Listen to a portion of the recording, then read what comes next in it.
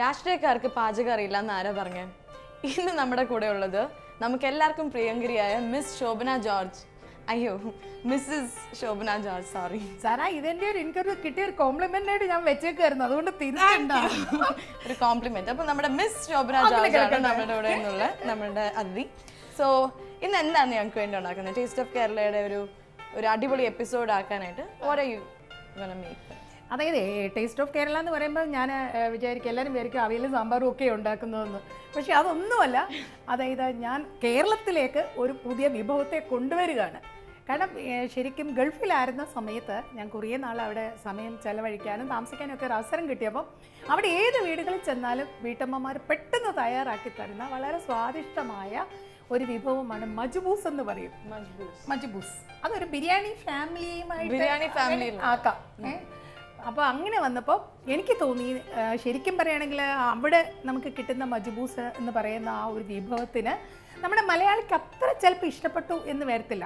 അതേസമയം ഞാനിവിടെ കേരളത്തിൽ വന്നതിന് ശേഷം അതിന് കുറച്ചുകൂടെ ഒരു വ്യത്യാസം വരുത്തി. അപ്പം കുറച്ച് വ്യത്യാസപ്പെടുത്തിയ മലയാളിയുടെ മജ്ബൂസ് എന്ന ഒരു റിച്ചായിട്ടുള്ള ഒരു നല്ല ഒരു വിഭവമാണ് ഞാനിവിടെ തയ്യാറാക്കുന്നത്. ഈ മജ്ബൂസ് എന്ന് പറയുന്ന സാധനത്തിൻ്റെ അർത്ഥം എന്താണ്? അതിനാണെങ്കിൽ സാമ്പാർ എന്ന് പറഞ്ഞാൽ എന്താണ് അർത്ഥം? പ്രത്യേകിച്ച് അർത്ഥമൊന്നുമില്ല അല്ലേ? അപ്പൊ എന്ന് പറയുന്നത് ഇതും അതുപോലെ ഒരു അർത്ഥമാണ്. ഓക്കെ, അപ്പൊ അർത്ഥമൊന്നും ഇല്ലെങ്കിലും നമുക്ക് ഇത് എങ്ങനെ ഉണ്ടാക്കുന്നത് നമുക്ക് നോക്കാം. സോ ഇത് ഭയങ്കര സിമ്പിൾ ആയിട്ട് ഉണ്ടാക്കാൻ പറ്റുന്ന സാധനമാണ് അല്ലേ? മിസ് ശോഭന ജോർജിന്റെ സ്പെഷ്യൽ ഡിഷ് ആയിട്ട് നമ്മളുടെ കേരള ടച്ച് ഉള്ള നമ്മളുടെ ഈ ഡിഷ് എങ്ങനെ ഉണ്ടാക്കുന്നതെന്ന് നോക്കാം. സാറ എത്ര ബിരിയാണി ഉണ്ടാക്കിയിട്ടുണ്ട്? ബിരിയാണി വലിയ ഹെവി ആണെന്നൊക്കെ പറയുന്നുണ്ട്.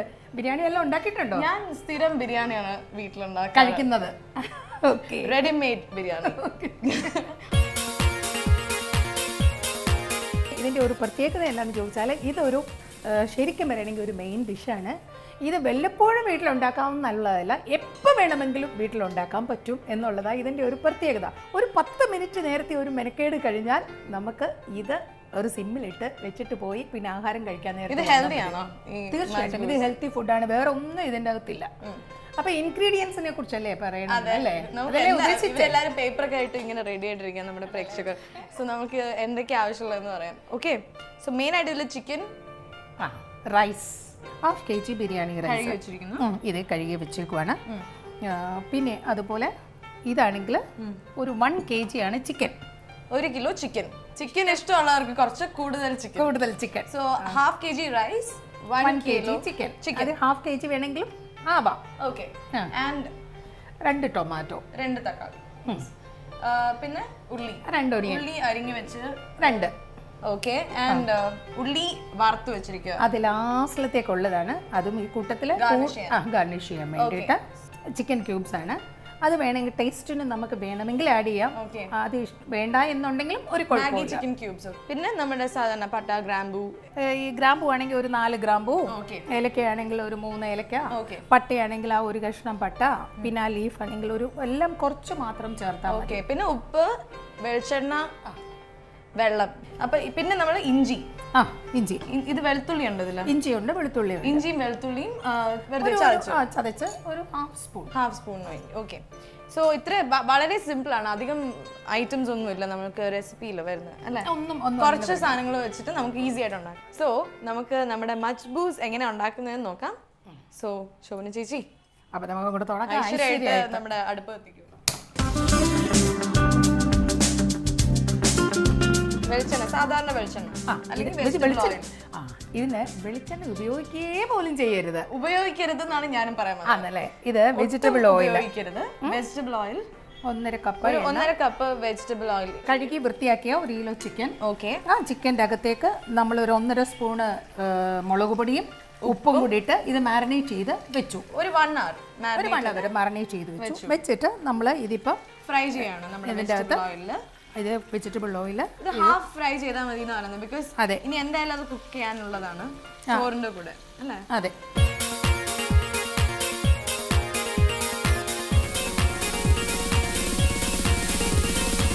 വീടും പോളിറ്റിക്സും പിന്നെ ചേച്ചി സൗന്ദര്യവും ഇതൊക്കെ എങ്ങനെ മാനേജ് ചെയ്യുന്നു? അതേ അത് ജീവിതത്തിൽ അതൊരു സർക്കസ്, ഒരു ട്രിപ്പീസാണിത്. മനസ്സുണ്ടെങ്കിൽ ഓക്കെ തീർച്ചയായിട്ടും നമുക്കിതെല്ലാം ഹാൻഡിൽ ചെയ്യാൻ പറ്റും. തീർച്ചയായിട്ടും. ഓക്കെ, ഞാനൊരു കാര്യം ചോദിച്ചാൽ ഒരു പാട്ട് പ്ലീസ്. ഞാൻ വേറൊരു ഇന്റർവ്യൂല് ശോഭന ചേച്ചി പാടുന്നത് ഞാൻ കേട്ടു. അന്ന് തൊണ്ട ശരിയല്ല, കുറച്ചേ പാടുള്ളൂ എന്നൊക്കെ പറഞ്ഞെങ്കിലും നന്നായിട്ട് പാടി. ഇന്ന് തൊണ്ടയ്ക്ക് ഒരു കുഴപ്പമില്ല. സോ ഏതെങ്കിലും ഒരു പാട്ട്. ഇത് എന്തായാലും ഈ കോഴി ഇപ്പോഴൊന്നും വേവുമെന്ന് എനിക്ക് തോന്നുന്നില്ല. അതൊക്കെ ഇപ്പൊ വേഗം ഇല്ല, പ്ലീസ് ഒരു പാട്ട്. അപ്പൊ കറക്റ്റ് സമയമായിരിക്കും. ഓക്കെ, ചേച്ചിക്ക് ഏറ്റവും ഇഷ്ടമുള്ള ഒരു പാട്ട്. ശരിക്കും പറഞ്ഞാൽ എനിക്കിഷ്ടം ഈ ശോകഗാനങ്ങളോടാണ്. അതെന്തുകൊണ്ടാന്ന് എനിക്കറിഞ്ഞൂടാ. ശോകഗാനം നമ്മുടെ ഈ കോഴി പാവം മരിച്ചതിന്റെ സങ്കടത്തിൽ നമുക്കൊരു ശോകഗാനം. ഓക്കെ, അപ്പൊ എന്ത് പാട്ടാണെങ്കിലും ഞാൻ പാടിപ്പിച്ചിട്ടേ വിടത്തുള്ളൂ. Okay, so you are gonna Singh.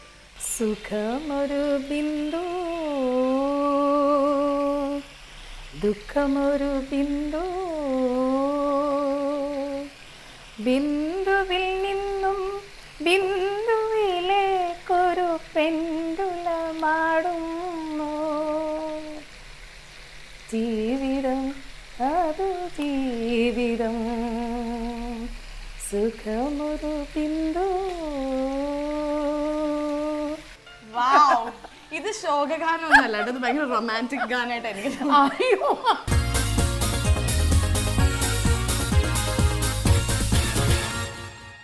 അപ്പൊ ശോഭന ചേച്ചിയുടെ ശോഭനമായ ഗാനം നമ്മൾ കേട്ടു. ഇനി നമ്മൾക്ക് ചേച്ചിയുടെ ലൈഫ്, ചേച്ചി ഭയങ്കര ഭയങ്കര സ്മാർട്ടാണ് കേട്ടോ. ഇപ്പോഴേ ഇങ്ങനെയാണെങ്കിൽ വി കൻ ജസ്റ്റ് ഇമാജിൻ ചെറുപ്പത്തിൽ എന്തായിരുന്നായിരിക്കും. ഒരു താരമായിരുന്നു എന്നാണ് എൻ്റെ ഒരു വിശ്വാസം. I am sure. കുക്കിങ്ങിന്റെ കാര്യത്തിൽ ചേച്ചി എപ്പോഴാ കുക്കിംഗ് ചെയ്യാനൊക്കെ പഠിച്ചു തുടങ്ങിയത്? ചെറുപ്പത്തിലെ നല്ല കുക്ക് ചെയ്യോ അതോ കല്യാണം കഴിഞ്ഞിട്ടാണോ ചേച്ചി കുക്കിംഗ് തുടങ്ങിയത്?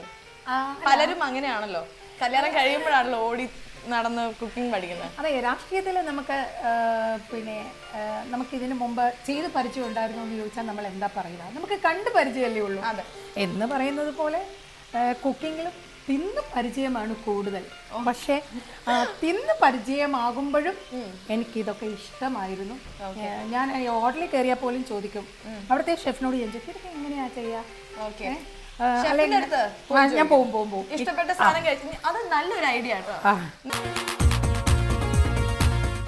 ഞാൻ basically I think you are a very loud person. അതായത് എന്തുണ്ടെങ്കിലും you say it on your face. അതെ, പലരും മനസ്സിൽ വെച്ചോണ്ടിരിക്കും അല്ലേ? അതിന് വലിയ അപകടം ഉണ്ട് കേട്ടോ. അപകടമൊന്നുമില്ല, ഉള്ളതുപോലെ പറയണം. ഇത് കാണണ്ടേ, ഇതാണെങ്കിൽ ഹാഫ് കുക്ക് ചെയ്തു, ചിക്കൻ ഹാഫ് കുക്കായി. അപ്പൊ ഇനി മാറ്റാം. ഇനിയിപ്പം നമുക്ക് ഇത് മറ്റൊരു പാത്രത്തിലോട്ട് എടുക്കാം.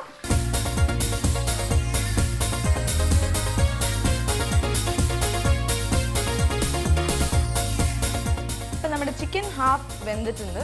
ഇനി നമ്മൾ അടുത്ത് എന്താ ചെയ്യുന്നത് ചേച്ചി? ഇതിപ്പോഴേ നമ്മളാണെങ്കിൽ ആ ചിക്കൻ വറുത്ത് കഴിഞ്ഞപ്പോൾ അതിൻ്റെ അകത്ത് വന്ന എണ്ണയിൽ കുറേ എണ്ണ നമ്മളങ്ങ് മാറ്റി വെച്ചു. ഇതൊരു 2 ടേബിൾ സ്പൂൺ 2 കാണും. ഓക്കെ, അപ്പൊ നമ്മൾ ചിക്കൻ വറുത്ത സെയിം എണ്ണയിൽ കുറച്ച് മാറ്റി വെച്ചിട്ട് ആവശ്യത്തിന് മാത്രം നമ്മൾ പാത്രത്തിൽ വെച്ചിട്ട് ഇനി നമ്മൾ ഇനി ഇതൊക്കെ പട്ട,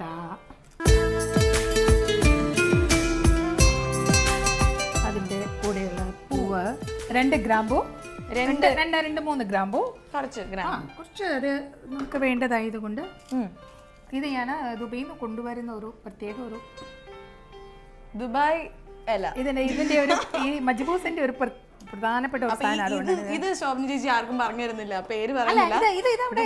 അല്ല, ഇത് എനിക്ക് ഇതിന്റെ പേര് എനിക്ക് അറിഞ്ഞൂടാ. പിന്നെ നമുക്ക് ഇഞ്ചി വെളുത്തുള്ളി ചതച്ചു വെച്ചിരിക്കുന്നത് ഇട്ടിട്ടുണ്ട്. ഇതെന്താ ചേച്ചി ഒച്ച വരാത്ത? സ്റ്റവ് കത്തിച്ചിട്ടുണ്ടോ? ഉണ്ട്. ആണോ?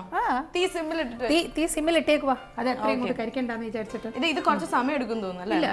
ഇല്ല, കഴിഞ്ഞെടുത്തോ.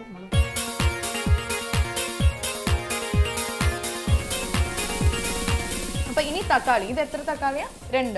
2 തക്കാളി അരിഞ്ഞു വെച്ചിരിക്കുന്നത് ഞാനിടാം. ഭയങ്കര ജോലിയാണ്. ഞാൻ തക്കാളി ഇട്ട് ബിരിയാണിയാണ്.